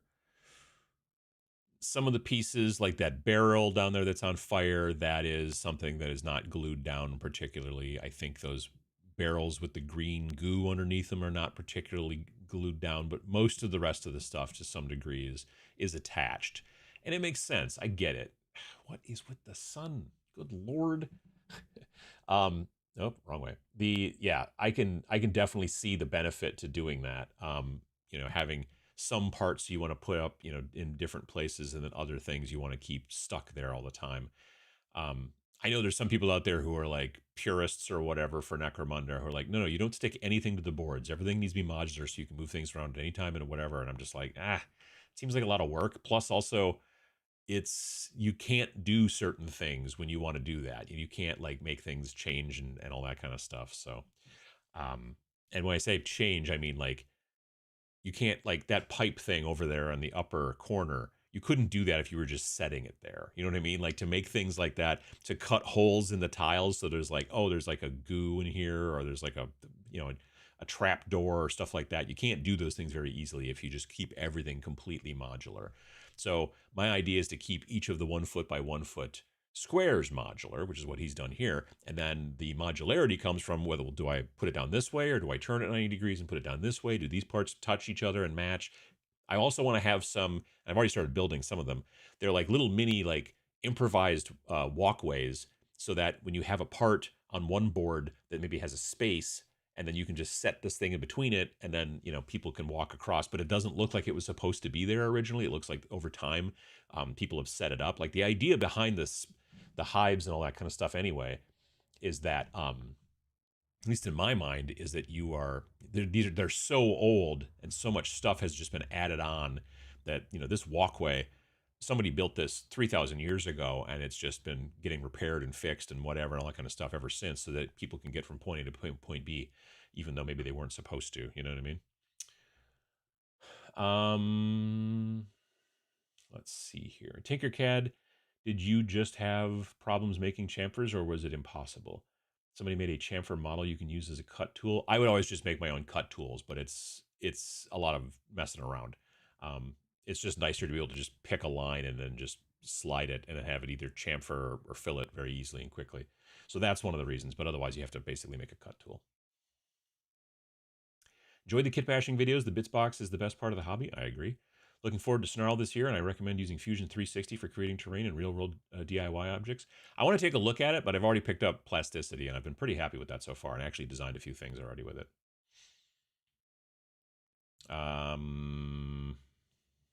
First time catching the stream, yippee. Well, there you go. Let's see here. I use Blender for all my modeling. Weird interface to get used to, but it's incredible software, particularly since it's free. Yeah, I've had a lot of people suggest Blender, and I downloaded it once several years back, 2-3 years, like sometime during like lockdowns and stuff like that. And as a person who's been using graphic software since before Photoshop had layers in it, like literally, I remember when Photoshop 2 went to 2.5, and then they added in layers. I've been doing graphical design software for a quarter of a century, and I installed Blender, and I couldn't even figure out how to move the camera around because everything is so weird. Everything is so different and strange. And I was just like, and I deleted it. So I don't know. I'm not saying it's bad. I'm just saying I'm dumb and it's not for me. This is a lot of fun. Anyway, so yeah, I don't know.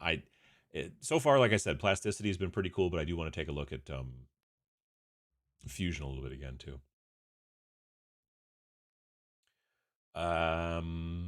Very inspirational terrain. That's what I think too. You know what I mean? How do you avoid the coffee stain look with Army Painter Speed Paint? I love how quick I can paint miniatures. However, painting minis with standard acrylic looks better, but takes way longer. I haven't had the problem with that. I had more of that problem with contrast paints. I have not had the coffee stain problem with the stuff from Army Painter. Like, I guess it depends on what you're working on. Like, if you're working on a huge flat area, I would tell you not to use either coffee. I wouldn't tell you to use any of those paints. If it's a big, huge flat area, in my mind, like I'm painting 3 of the giants, the gargants, whatever, for Sons of Bahamut Spearhead. And they've got big, huge tummies, big, huge, they're not flat necessarily, but they're smooth, right? Um, I don't really know that I plan on using any of the speed paints on those areas. All the other areas, yes. But the speed paints themselves, I don't see myself doing that, because trying to cover that area and then dip again and cover that area and get things to blend. I mean, one way to do it potentially is also thin it down a little bit with some of the speed paint medium, but then you're also making the stuff more transparent. And that may not be your final, what you want to do. Um, Also, use a bigger brush. I find that does help too. If you use a bigger brush, like a 4 or a 6 or something like that, you don't have to go back as quick. You know what I mean? If you use a tiny brush, you like, okay, well, I've used up my paint, got to get some more, and then you're constantly going back and forth, and then a dry time thing. This is just, it's like there's clouds stacked up outside. That it's like cloud, no cloud, no cloud. Jesus. All right, I got to get the camera tweaked. I got to get that new camera installed for next time, because this is annoying. All right, let's see. Let's look at another picture here if I got one. There we go. So you can see here, Raven's taken a bunch of time to do, you can see decals on top of this plasma generator doohickey. He's just got a bunch of different stuff stacked on there. And I think those little graffiti details really kind of help make the overall look. And I think it's a very cool thing. And then of course, some blood splatters and things that you get over here. That's also very cool. These crates over here with like bullets and guns and stuff in them, these are actually glued down. You could also not glue them down depending on how you want to do it. If you want to use them as like, what would you call it? Like objective markers potentially, and where they're going to go is important, that kind of thing. But in this situation, they're just glued down, so it's harder for models to stand in certain spots and things like that.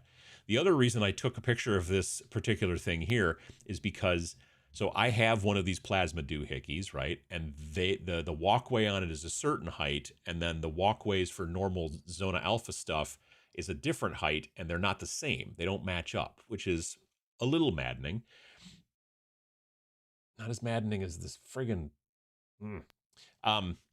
But you'll notice there's tiny little stairs there that are like exactly the right height between the taller, like whatever that type of terrain is with the plasma thing, and then the shorter Zona Mortalis walls terrain. And I asked him later, I was like, what kit did you get that from? Well, as it turns out, it's not a GW kit at all. It's a 3D printed like resin piece that he got from some other company or whatever. And then I was like, well, then I'm going to design a piece that makes it so that it's easy for like these pieces to match with these pieces. Because there's a lot of terrain out there that's designed for Zona Mortalis, and there's a lot of terrain out there that GW makes that's not. So you have to sort of figure out a way to fix that. More often than not, it's a lot of glue. You know what I mean? Like this plasma doohickey is not designed to sort of snap into the floor of the Zona Mortalis stuff. The rest of this stuff, like in the back here, you have this wall, you have what they call a pillar over here. These things are designed to go in certain spots and just sort of snap in, not like lock in, like you can't take the thing, turn it upside down, they'll still fall off, but they won't slide around. They like kind of like land on these pins that stick up on the different parts of Zone Mortalis stuff, and they just sort of lock in. And again, you can still get them off without having to snap them or anything like that, but they just won't slide around on the board. This plasma thing would just sort of slide around because it doesn't have any place for it to snap in. But if you just put a lot of glue in it and then put a bunch of texture paste around it later on to kind of cover that up, then it works fine. This is driving me insane. So yeah, so because of that, I do want to design some pieces that I can use to transition between the taller like walkways to some of the shorter walkways and stuff like that. Some of the stuff I also want to make, again, just more kit bashy. I want to make it look improvised. And I think he's got a spot somewhere. That's oh geez. Um, there's Raven and there's Sam over there on the left. Raven's over there on the right. These are some of my models that I painted over here. At this point, we'd turned on sort of like these like blacklight things that are kind of cool. Why?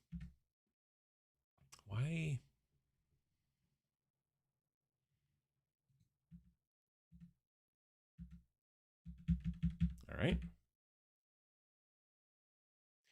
I think it's because I'm streaming the entire screen on this monitor that everything is slowed down. And that's annoying. There's that piece we looked at, that piece we looked at, that piece we looked at. Well, this has got like an improvised walkway, that grating thing. And I can't tell if that's glued down or not. It probably is, but it might not be. Come on.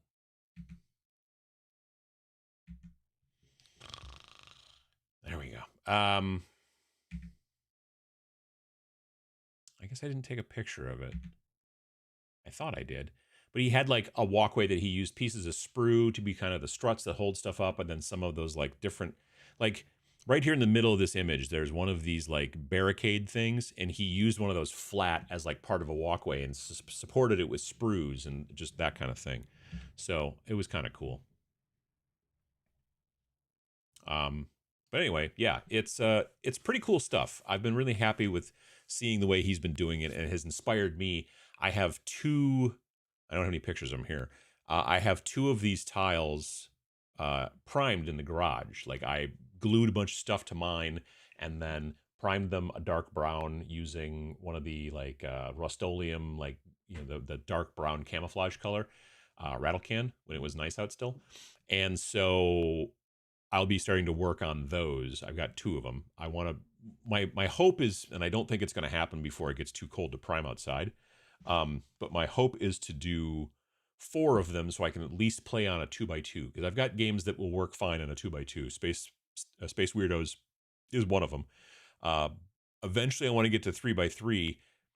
Technically, I guess Necromunda is supposed to be 4x4, but it seems almost a little too big. I feel like 3x3, for me at least, seems like it's a better idea. But all right, we're going to go back to here. That'll be great.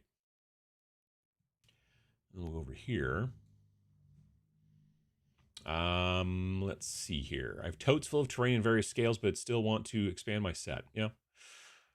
How do you read the coffee stain thing? Just want to say thanks. Just getting back in the hobby since second edition. Really enjoyed your videos. It's absolutely wild, the quality of techniques, paints, minis. Oh yeah, for sure, absolutely.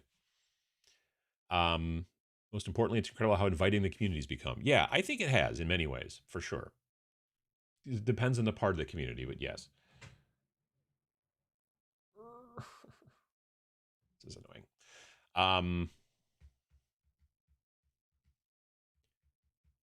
Let's see here. Working on doing the same thing using the Warcry terrain and the old Shattered Realms tiles. Unfortunately, they are 2 foot by 2 foot square. I have some of the old desert. Every time I touch it, it changes. I have some of the old desert terrain, the old desert realm battle boards. Remember those? So yeah, those have been painted for years though. I object to gluing down objectives objectively. Yeah, I don't think I want to do that either. I can understand that.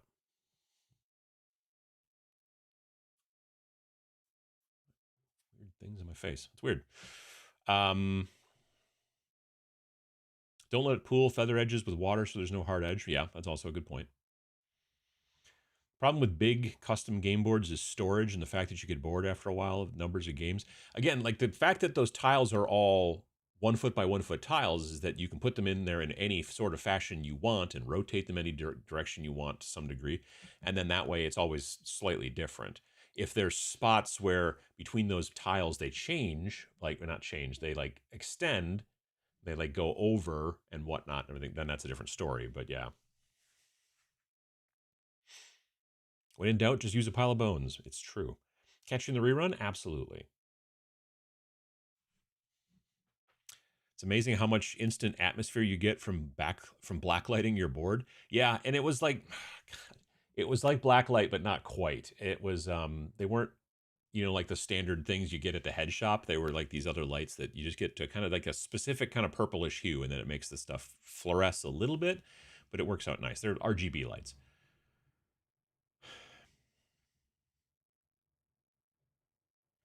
Um, Curtains, yeah, I've got blinds, so that's part of the problem here. And the blinds are, yeah. Uh, like I said, the trick is that this is a sunroom, so that's a problem.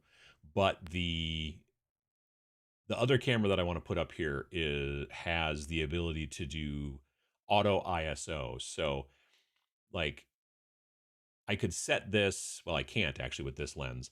I could set, if I was using a different type of lens, I could set it to like auto change the aperture in the lens. But then as it does that, then the background gets blurry and doesn't get blurry and gets blurry and doesn't get blurry, and that's a pain in the butt. I didn't want that.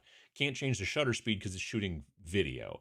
So the shutter speed needs to be kind of a constant. The only thing you can really change besides putting this filter on here, this filter that I'm putting on here is what's called a neutral density filter. So I can make it very dark or I can make it very, very bright. And so let's try to get it back to there. So that's the little thing on the front of the lens that I'm actually changing to. It's like sunglasses basically, except that they're variable density, so they can get real dark or not so dark. The other option is for the ISO, which is basically what we used to call film speed, but it's how sensitive the sensor is. And so this camera can't do auto ISO because it's an inexpensive camera. This is a Lumix G7, which is why I've had it here on this, because it's an inexpensive camera. It's what I used to use in the other, I used to have this problem to some degree back in the dining room as well. It just wasn't as windowy. But I've upgraded my normal camera that I shoot my Friday videos with to a, what's behind the skeleton? It's a GH6, which is now they have a GH7, but so my old camera, which is a GH5, my plan is to put it on the top of this little thing here, this little mount, and use it for this. But it has auto ISO, but the problem is that it also takes a different type of battery, and then also takes a different type of HDMI plug. So I had to remember that. And anyway, so soon, hopefully this will be the last one where it'll all be screwed up, but we'll see how it goes. Let's see here. I have a fully rendered game board with rocky hills, woods, and a river with a box girder bridge. That's pretty cool. The move to the sunroom wouldn't have had these problems back in the old dining room. We could also monitor your whiskey intake. You'd think you could, but technically the whiskey's in the kitchen and in the cupboard up above the pantry. There's booze in that other cabinet that you could see, but the actual bourbon is in a completely different place. Love to play older kill team on that board. Yeah, that'd be very cool. I agree. Skeleton fits well with the current holiday theme. That was the idea. He, like I said, he's been. I got him at Walgreens, and he's been in here menacing people out the window. But then I had to close. Well, I had to pull down this blind because otherwise I was getting direct sun early on. But now the sun has moved, and of course the clouds are going. Like it's so weird because I don't see any clouds out this window. It's just blue sky. So I don't know where those clouds have been coming from. They're sneaky. Anyway,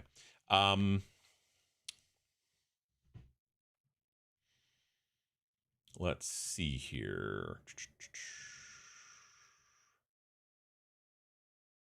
You're pretty entertaining in any light. Well, that's very nice of you to say. Plus, I watch a lot of people that look best in complete darkness. Well, there's that too. I reached out to you via the contact form on your website a few weeks ago. Is that the best way to get in contact? Generally, but I don't remember what it might have been about. Because sometimes I wouldn't think it would go into spam, but I suppose it sometimes depends on words that are used. I don't know. I'll have to take a look and see what it was about.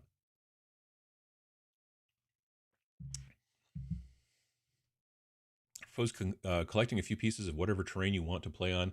The others should contribute some. I mean, if you're playing with a group, it's not bad to do that. The thing that I find generally is that if you're playing with a group, like if everybody brings different pieces of terrain, at least for me, because I'm kind of fussy, then I'm going to be like, yeah, but it doesn't all match. You know what I mean? So in general, if I'm building the terrain, I kind of want to do all of it so that it all looks the same, at least in my mind. It's like the exact same thing that I do with the um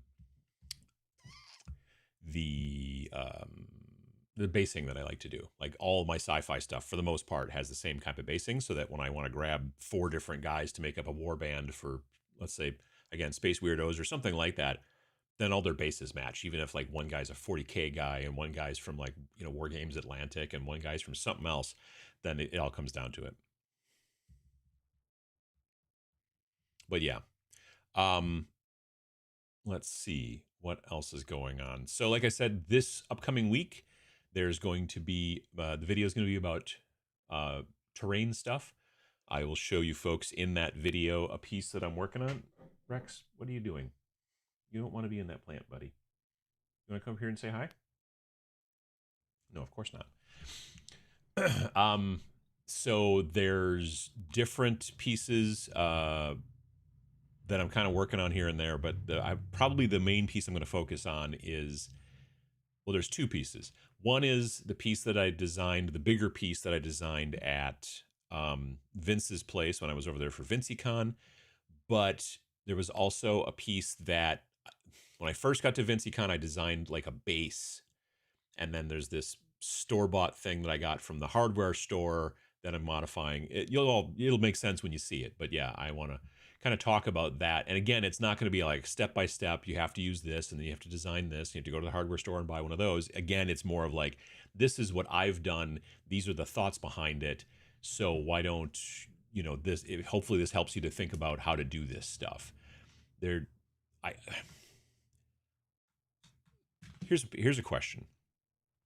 So I have never, ever directly followed a tutorial for anything. I don't think, specifically within wargaming. I've never followed somebody who's painting in a video and then says, oh, and then I use this paint, and then I use this paint, and then I use this paint. And I have never been like, well, I got to get all 12 of those paints so that I can paint this model to look exactly like it. I have always looked at tutorials, and I watch a lot of tutorials as, I want to know how you did it so that I can either take some of those things and use it the way that I want to, and other things I'm going to look at and go, well, not like that. Or, yeah, but, that kind of thing. So it's the same type of thing, like the kit bashing video from this week. Someone mentioned earlier, it was like, well, if someone doesn't have those parts, then they can't make it look like that. And that was never my intention, was to say this is a step-by-step guide on how you make your thing look like my thing. It was an idea of instead trying to teach people about the important thing is to come up with a story before you start actually sourcing parts, so that you've got a guiding principle to know what you're trying to do, as opposed to just being like, oh, I want to make a thing. Well, I don't know. Here's a bunch of stuff, and you glue it all together. Having an idea of like which direction you're going and like what's the story you're trying to tell is really the important thing. And so it's the same thing with pretty much everything else. Anytime I've ever watched tutorials, there's sometimes like a thing that I'll learn, like, oh wow, they did this with their oil wash to do, oh, that makes sense.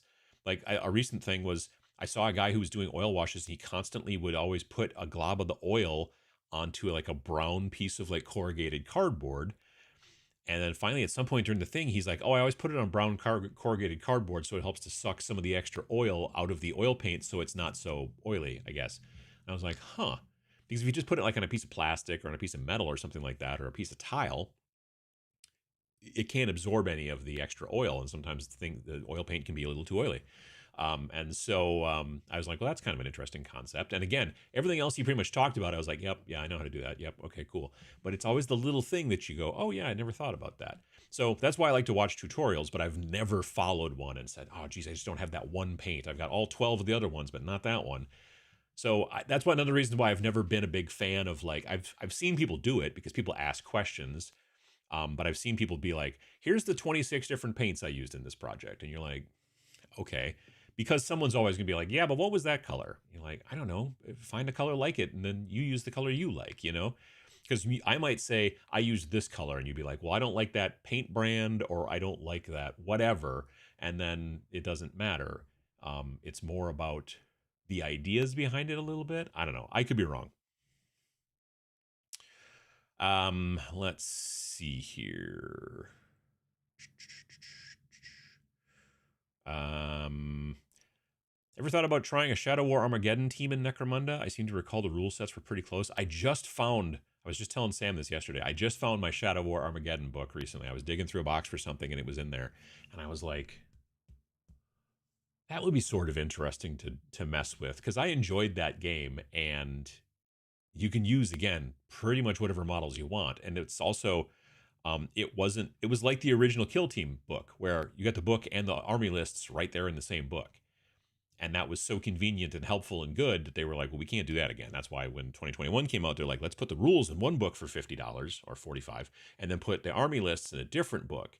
And then let's make that compendium useless and stupid and then make it so the people who bought it are sad. And then if bespoke lists and blah, blah, blah, blah. Because again, it's, you know, so I don't know. It was interesting. But yeah, Shadow War Armageddon, I don't know. It was kind of cool because it was basically Shadow War Armageddon was kind of second edition. It was almost second edition 40K a little bit maybe, or closer to the old Necromunda. But yeah, I thought it was neat. And I was glad to find my book. Good afternoon from autumnal North Wales. My most recent terrain set was for Planetfall, a deliberately non-multi-purpose alien planet in purple, teal, and gold. Nice. No, you're not into current Kill Team. I'm not either. What's your opinion on the new set, price-wise and intro-ness? So the new set, they basically just threw a whole bunch of Warhammer heroes in the box, and then some MDF terrain, which is printed at least, so you don't have to like paint it. That's interesting, and it's $112. The old starter version of Kill Team in the last edition was it was an Octarius box, and it had very little terrain in it, but it had the commandos and it had the veterans in it, and it was $99. And I don't think it had the main rule book in it, but neither does this one. I think it would have been smart of them just to make it $99 instead of being like, yeah, but what 112? Stop. Just make it $99. Like you could get so many more, you know, flies with honey or whatever the deal. You know what I mean? Like if you just were like, look, it's $99 like it was the old one, people would be like, oh. But when you go, well, it's, $13 more than it was before. But, inflation, people are like, I don't care. You know what I mean? Like, I think it would have probably driven more sales if they would have been like, look, we made the same price as the last one. But they kind of constantly always be just grabbing more money because they need all the money. So I haven't had a chance to look at it, the terrain. But yeah, the figures in it are all basically just, like I said, they're all Warhammer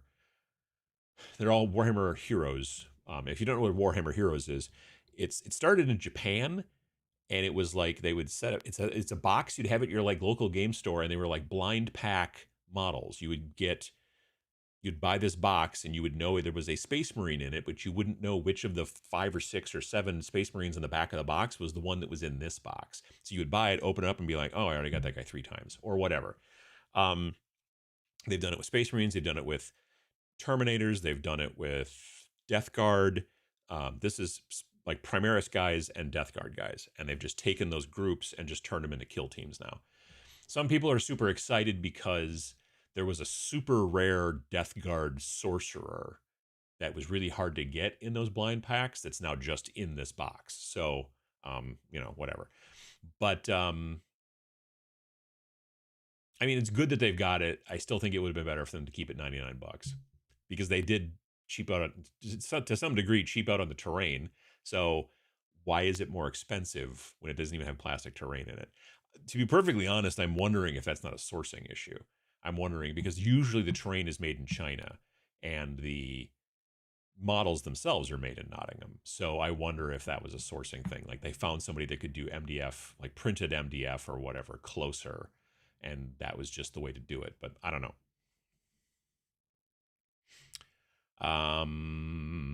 Frederick, how you doing? Getting to catch Uncle Adam live? Absolutely. No wonder you couldn't figure out Blender if you don't follow a tutorial. I don't mean that in a condescending way. Unless you follow tutorials, that you're going to get completely lost. Yeah, it was crazy. Like just the fact that like it has nothing to do with any other piece of software that's ever come in the past. I was just like, why does this not work? I was actually inspired by the video and built my first Kit Bash Plague Marine. Well, that's good to hear. I appreciate that, Blue Nine. Like, that's the thing. It's always a situation where I'm like, well, I mean, it's it maybe didn't get a lot of views, but people in the comments liked it, and if it inspires people, that's fine too. I mean, if it would be worse if it got like very few views and everybody in the comments was angry. I'd be like, well, I did something very wrong then, for sure. And that's fine.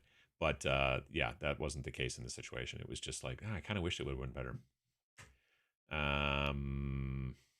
Told my parents I can't troubleshoot their Windows computers anymore because I use a Mac and I don't know Windows anymore. Their reaction was to buy Macs, and now I'm on the hook again. Oh yeah. My mom had an Android phone, and she would ask me like, well, what do you do here? Or how do you use it? I'm like, I don't know. I've been using an iPhone for so many years. I don't know anything about Androids. And then eventually we did get her an iPhone. And now it has less problems. And when there is a problem, I can usually fix it better. When I used oils for washes, I used painted glass. Can't remember what the good reason I used glass was. Oils will like stick to plastic way more than they do glass. With glass, you can just take a X-Acto blade or a razor blade and shave off any dried oil or oil paints if you want to. But yeah, never understood GW's videos obsession with paper pad paint palettes. That's a lot of fun to say. This is me being conspiratorial. I think they've never been interested in wet palettes because wet palettes keep your paint viable longer and you don't go through as much paint when you use a wet palette. I literally believe that to be the case. Now, they are making a silicone. It's not a fidget popper, God forbid. No, they had to make a weird skull thing that I'm like, whatever. They're like I guess they're only charging like $15 for it. That's fine. That's not terrible. But I think it's going to be hard to put if you have to put a lot of, let's say, well, first of all, I don't even know how you're going to get your contrast paint out of your contrast pot to put it in there. So if you're not going to do that, why bother? I don't know why they're making a silicone palette thingy if they don't have dropper bottles. It doesn't make sense in my mind, but whatever. But I do strongly believe that the reason they don't like to use wet palettes in any of their videos for the most part and that kind of stuff. They've kind of improvised some wet palettes once in a great while, I think, like with some like paper towel and whatever. I think it's because, again, it makes your paints last longer. So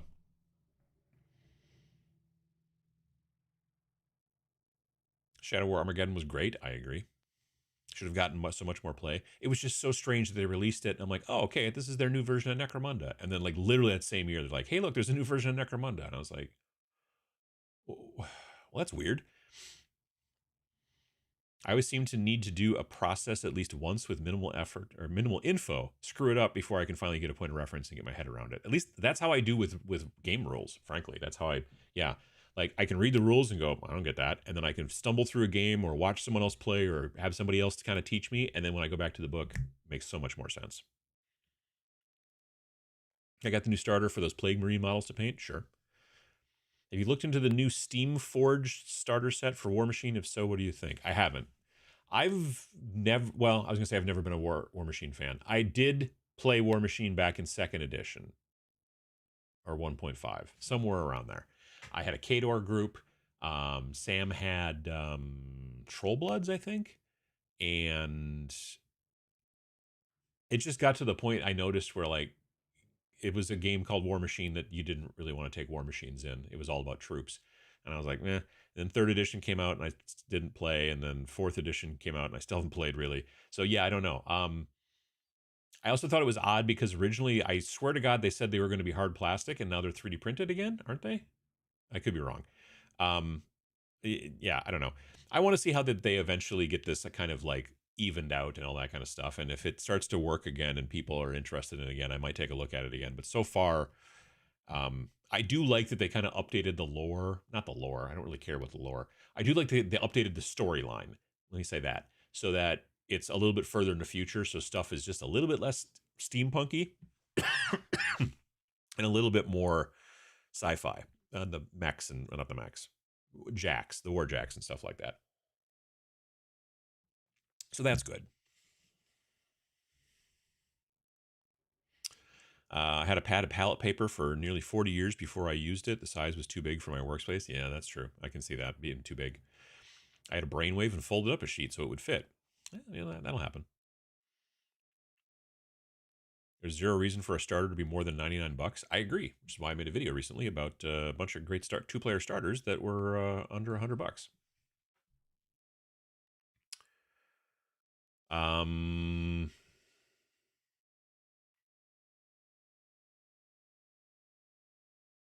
Train looks really basic. The stuff in Kill Team, yeah, it's just basically it's L-shaped, printed MDF.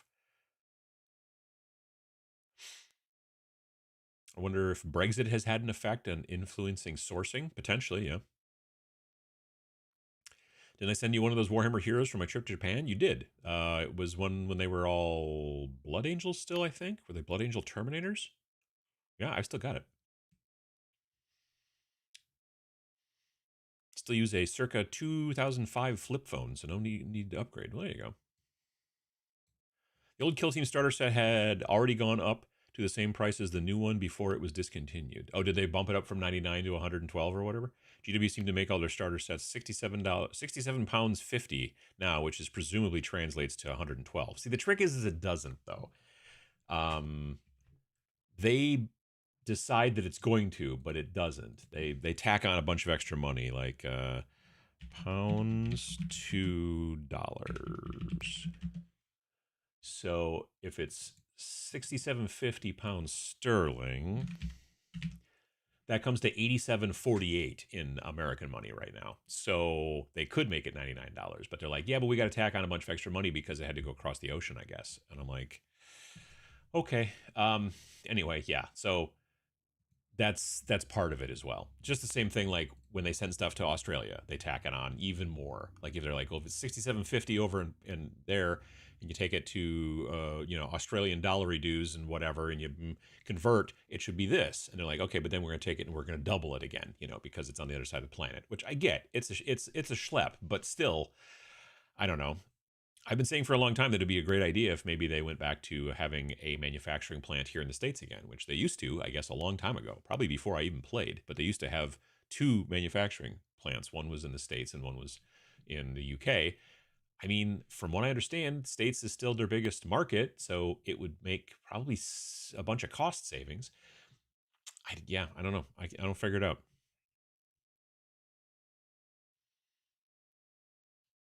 I think the people that currently work at GW didn't get hugged enough as kids. I think the people that work there, like the people where the rubber meets the road who are making stuff, are all decent people. I mean, everybody I've met at GW has been nice, but I've never met any of the suits.